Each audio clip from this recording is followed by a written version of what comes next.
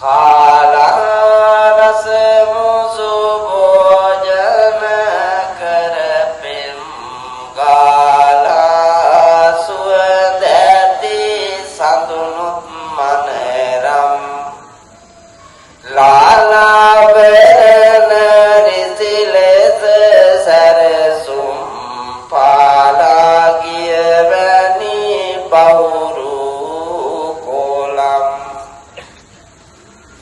මේ තනමල් විල ඔයාලා ගැන ලියලා තියෙන එක. වෙන කවුරුවත් කියන්න නෙමෙයි.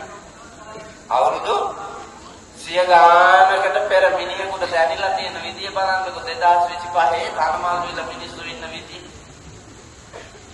කාලා බීලා ඇඳලා පැලඳලා මේ ලෞකික රාගික කෙලෙස් බර ලෝකේ ඇහැට කනට නාසයට දිවට ශරීරයට මනෝභාවයන්ට සැප දෙන්න ඔට්ටු වෙලා මොකම අරලා හරි කමන්නේ.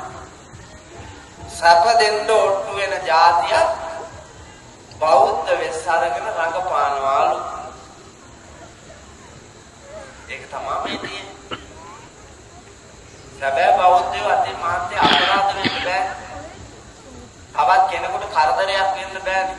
හිංසාවක් වෙන්න බෑනේ. ඔයාලා හොඳට බලන්න ඔයාලා තියෙන. අවංකවම සුද්ධ මිනිහෙක්ද කියලා බලන්න.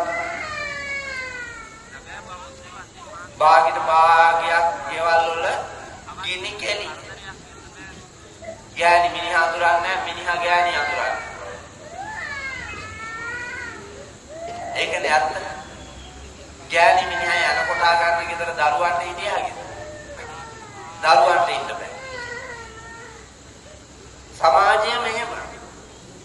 ඒකෙන් අතමිදී බිම්බත් ගමනක් යන්න ඇහැ කන ඇරලා බලන්න ඕනෑ හින්දා ඇහැ පාදන්න මේ හදන්නේ.